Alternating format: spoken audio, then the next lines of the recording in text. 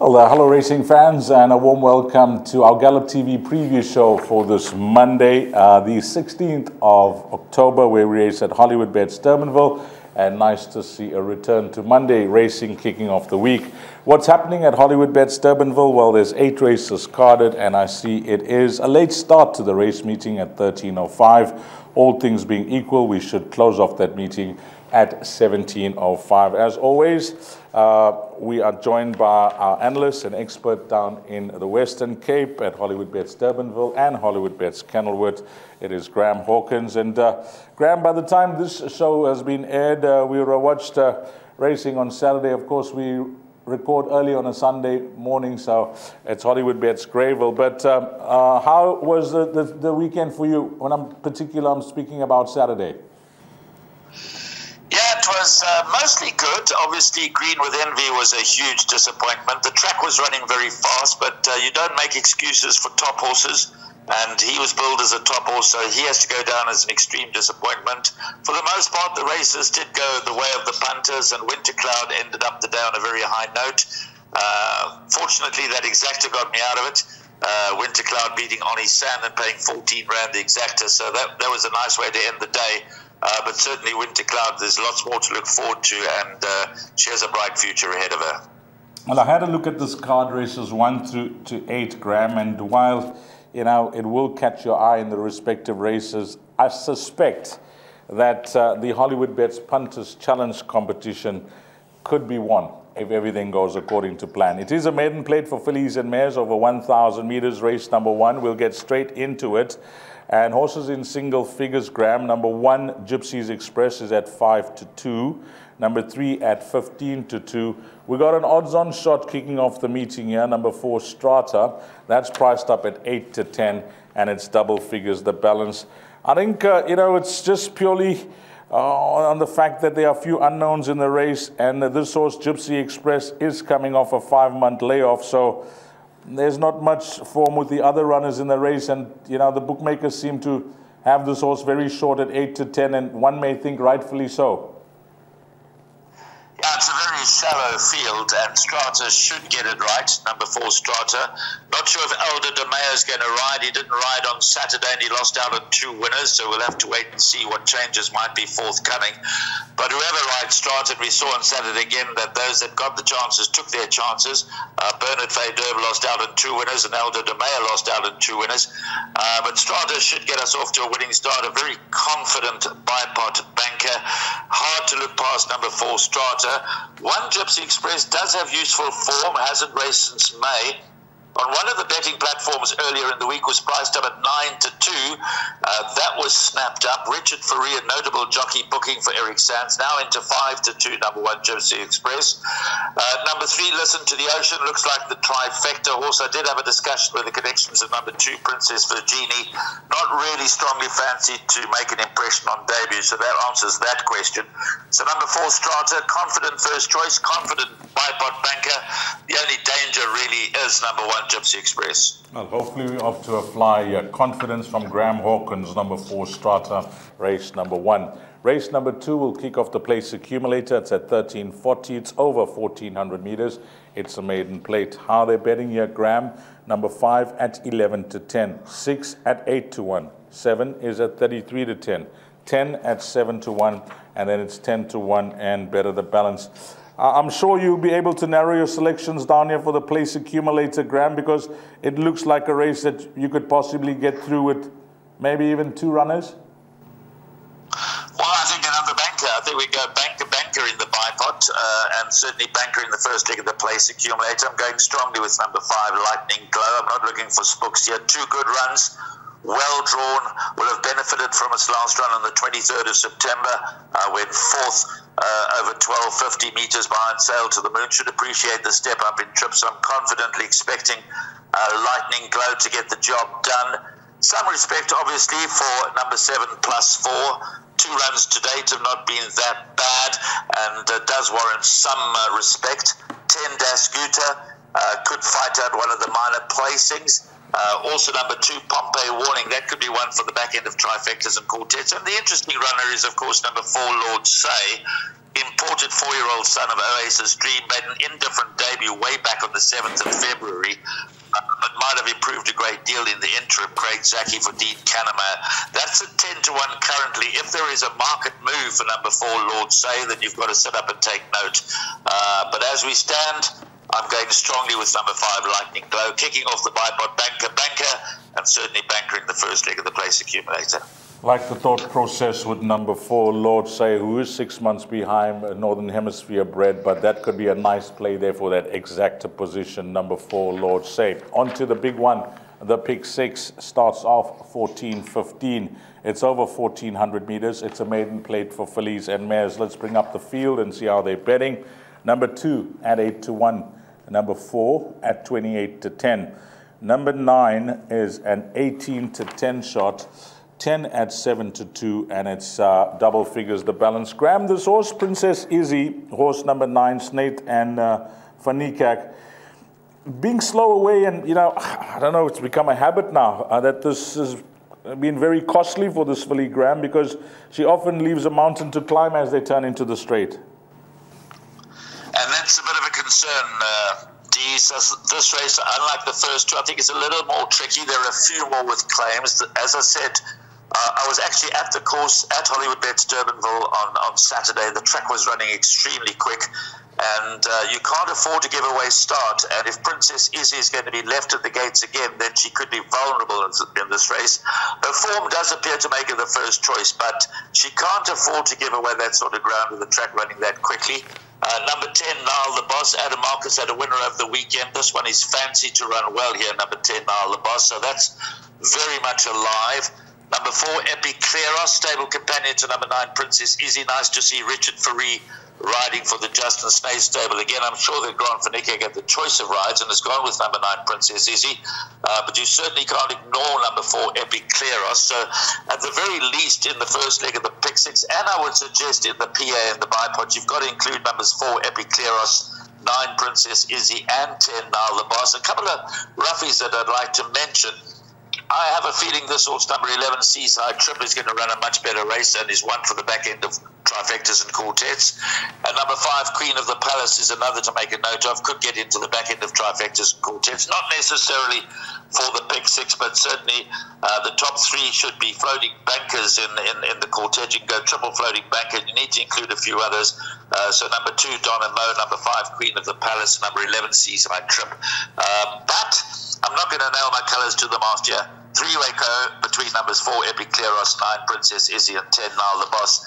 I think you need to put all 3 of those into all exotic bets. Well, if you agree with Graham Hawkins with number 8, Princess Izzy, that she can be vulnerable in the first leg of the pick 6, then he's giving you a few numbers for cover there in race number 3. And I think, if this favorite does get beat and you find an 8-1 shot like number 2, Graham has mentioned number 5, that's in double figures, then you are going to drop a lot of tickets here, because I'm sure this horse will be a popular choice for many.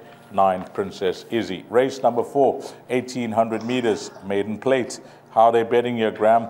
Well, number 2 is at 7-10, 3 at 7-2, and then only one other horse in single figures here, and that's number 9 at 8-1. Well, we had an odds-on favorite earlier on in the day that you gave us all the confidence in the world, and that was Strata. And here's another one, Graham. Are you as confident with this odds-on shot like the one you were in the first? Yeah, just about. I mean, on all known form, number 2, Lord Firefield, stands out head and shoulders above the rest of the field. So he is an odds-on chance. He's not short, he's not overpriced or underpriced. He's where he is at the betting. Again, it's the Candice Bass Robinson and Elder DeMeo combination. But there has to be, you have to worry about number 3, Santo Domingo, to an extent. Now, this was priced up at one of the other betting sites at 5-1 earlier in the week. It's into 7-2 now. And if you look at the pedigree, crying out for this sort of ground, only had the 2 starts over 1,250 meters since making its debut on the 19th of August. Has its 3rd start, should be cherry ripe. But of course, it's a big step up in trip. So I think you've got to respect number 3, Santo Domingo. It's an absolute two-horse race. I wouldn't look beyond these 2 for the winner. Clearly, number 2, Lord Firefield, is the first choice. And if there's no improvement forthcoming from number 3, Santo Domingo, then Lord Fifield should be all out on his own when they get to the winning post. But you have to, Santo Domingo is pretty much an unknown. So Lord Fifield, his form is not that strong. The rest are just very poor, aside from Santo Domingo. So I would suggest you hedge your bets here. Certainly as far as the bipod and the place accumulator is concerned, here's our third bipod banker, number 2, Lord Fifield. He'll certainly run first or second. But perhaps as far as the pick 6 and the jackpots are concerned, you want to include number 3, Santo Domingo, as backup, because it could be anything over this 1,800 meters. Well, Graham has stated his case that you're either going to go for number 2, you've made your stance, you've made your point. But if you're looking for cover, there's just one other horse, and that's number 3, Santo Domingo. And I think just the lack of opposition here, there's nothing really jumps out with any of the other runners in black and white. And I think Graham could be spot on there. Race number 4. Race number 5, 1,800 meters. It is a maiden plate. How they're betting here? Number 1 at 3-1. Then we go on to number 4 at 5-1. 5 is a 6-1 shot. Now this horse, number 8, is an interesting runner for me at 11-2, and 9 Marshall Field at 5-2. I'm going to begin with number 8, Graham, because 40-1, 33-1, now 11-2, and the improvement was huge when they stepped him up from 1,200 to 1,800 meters last time out. The stable's in fantastic form, and Morne Vina, who's partnered this individual in both runs, will partner him again. I'm going to go with that as possibly the value in the race, Graham. Am I way off the mark with number 8? No, you're not way off the mark. This maiden plate over 1,800 meters was split. Races 4 and 5 are both maidens over 1,800 meters. Now, we've discussed race 4. That's more clear-cut. This one is a lot more complex. Number 8, Imo Tep, if that's the right way to pronounce it, certainly big improvement when stepping up to the trip. And that's the point we were making about Santo Domingo in the previous race. You never know what you're going to get when they step up from 1,200 meters to 1,800 meters. Heading in the right direction, definitely one for the shortlist. I do think that number 9, Marshall Field, is probably the one to beat. He ran an inexplicably poor race last time out. His form before that was good. But as I said, this is a lot more complex, this race. This is not a banker race at all. I think you need to go quite wide. I would make Marshall Field my first choice ahead of Imo Tep and Storm Boulevard and Avignon. Avignon is probably the most immediate danger to Marshall Field. But the 4 that make most appeal are numbers 1, Avignon, 7, Storm Boulevard, 8, Imo Tep, and 9, Marshall Field. But we've gone short in so many legs. You might want to consider also, as far as jackpots and pick 6s are concerned, to include number 4, Global Movement, and number 5, Weather King. So for bipods and place accumulators, I would include all of numbers 1, 7, 8, and 9. But for jackpots and pick 6s, because we've gone light in so many of the other legs, I would include numbers 4 and 5 as well, and try and look for a little bit of a result in this race. We could get a little bit of a result here. Looking for a result there in race number 5, and Graham suggesting that you'll drop tickets there in the exotics, so play as wide as your budget will allow. Race number 6 will be the last pick 3 for the afternoon race of 6, 7, and 8. It's over 1,600 meters. This is a maiden plate for fillies and mares, and the distance is 1,600 meters. How are they betting here, Graham? Number 5 is at 2-1, 6 at 9-2, 8 at 9-2, 10 is a 6-1 shot, and then my fancy in the race is going to be number 12, Flamboyant Flyer. That's at 4-1. Graham mentioned that Elder Demea didn't ride on Saturday, so maybe if he's not riding on Monday, wait for a jockey replacement there. But we're just mentioning that because he wasn't riding on Saturday. Graham, number 12, Flamboyant Flyer, at around 4-1. An obvious inclusion and part of your play? Yeah, he's one of the definitely on the short list, number 12, Flamboyant Flyer, drawn a little bit wide, but coming along the right way, quite rightly raced, only had the 4 starts. The one that jumps out the page at you immediately is number 5, Lickety Split, has been runner-up in her last 2 starts, is nicely drawn. Justin Statham Grant for Nickert, that's the one that jumps out the page. But you've got to like a little bit of number 6, Time for Love. The first 2 runs have been very promising. Aussie Notes rode a peach of a race over the weekend. Chance ride on Sensor Unico, so his confidence will be high.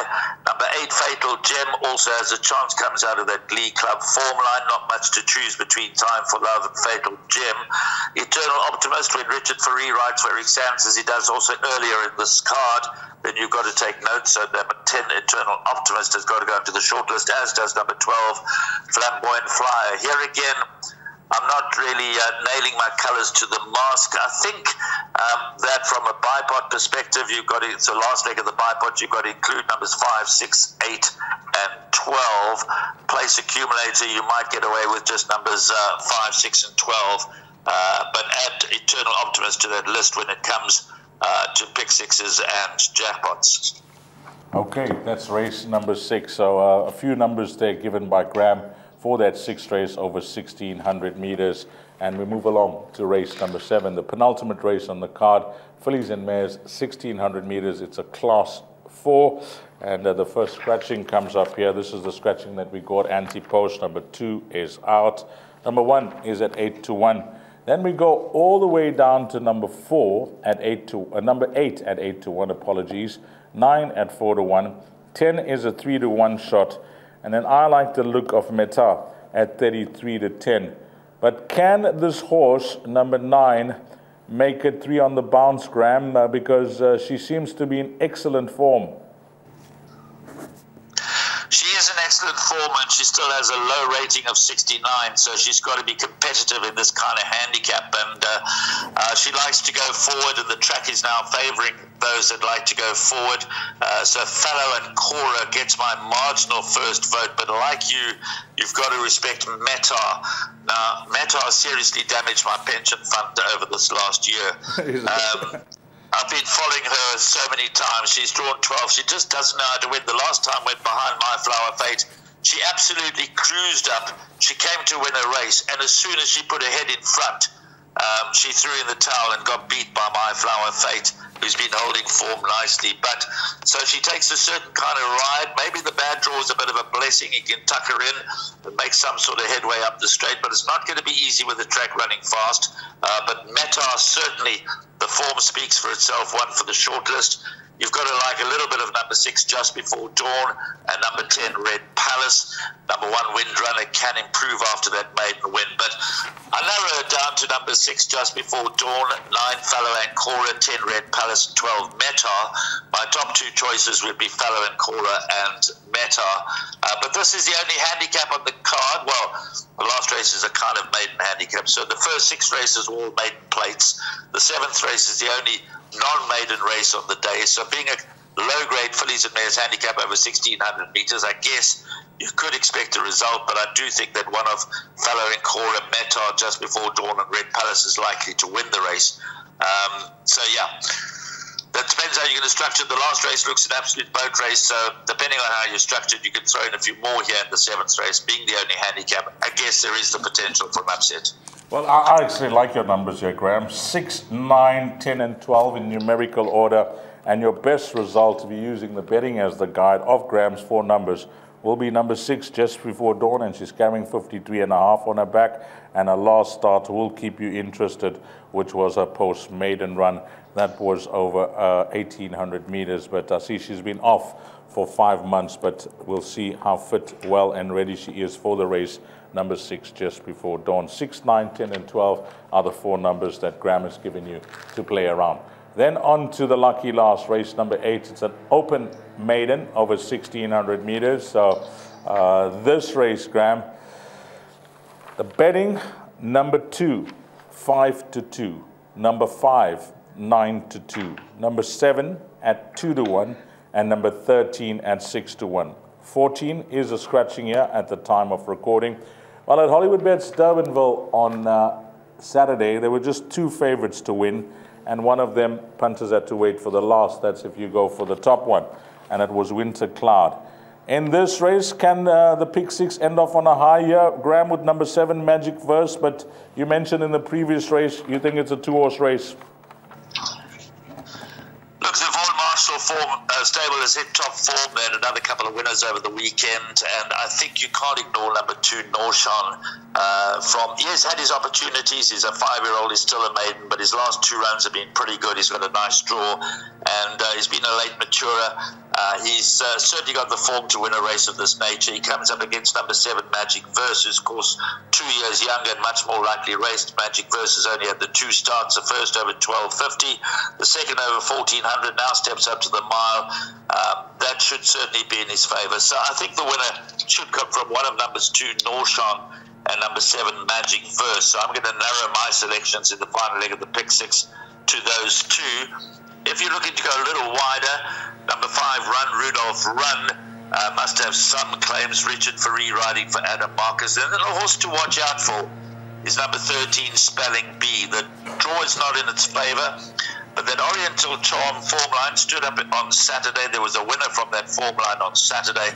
So Spelling Bee could have scope for improvement, especially tackling the 1600 metres after debuting over 12.50, and certainly one to consider for the back end of Trifecta's quartets if you're not going to throw it into your permits. Well, I'm really fairly confident that the winner will come from either numbers 2, Norshan, and number 7, Magic Verse, and that's the way that I'm going to play it. 2 and 7 for Graham to possibly close things off in the place accumulator, and the pick 6 and that last pick 3 and jackpot 2. And if you're looking for cover, he's just mentioned one more runner, and that's number 13, Spelling Bee. As always, it's always something that I enjoy doing with Graham Hawkins. The preview shows, the Gallop TV preview shows for the Western Cape at Hollywoodbets Durbanville and Hollywoodbets Kenilworth. And Graham, I just want to end off on a nice note, because Hollywoodbets, they're always trying to get the racing public involved in initiatives. We know the Hollywoodbets Punters Challenge competition is very popular, and it is the most valued competition for racing fans out there. And then Hollywoodbets, they got the racing personalities involved in a competition within a competition, and it's an individual competition as well as a team competition. So well done to Darren Burrows for winning the individual competition. But I must compliment yourself and Paul Lafferty, and of course yours truly, on winning the team competition, Graham, which is an alliance competition with 3 scores to count. And it's stomach in, chest out for us, because you led the way for our team, finishing in the top 5 in the individual competition. But, all those points together between Paul Lafferty, Graham Hawkins, and myself, we ended up on top. And, it's some bragging rights, Graham, which is nice for a change. Yeah, sure. Bragging rights and a little bit of cash. And once again, thanks to Hollywood for putting on that competition. We represented Team Gold Circle presenters. There were 19 other teams, 60 players in all. So very nice to come out on top. So, yeah, feather in our cap. And for at least a little while, we've got the bragging rights. Yeah, we did. And well done to Graham, finishing in the top 5. He was in the hunt to possibly win that, but things didn't go according to a lot of luck involved in that competition. And if you play the Hollywoodbets Punters Challenge competition, you know exactly what we mean. And Hollywoodbets firmly part of our Gallop TV preview shows, bringing us everything that we need to know. So that is it, Graham. Have a blast, Graham. Hopefully the Monday turns out to be a fine day and we get the week off to an absolute flyer. Well, the way I read the card, the punters should have the better of the exchanges at Hollywoodbets Durbanville on Monday. So let's hope it does indeed turn out that way. Well, thanks to Graham Hawkins, thanks to the Gallop TV preview team, or the production team, should I say, and from myself, Dee Steiner, and start off the week on a blast. Find all the winners. Maybe it turns out to be a huge, profitable day for you on this Monday, the 16th, where we race at Hollywoodbets Durbanville. And until we meet again, you take care. Salam.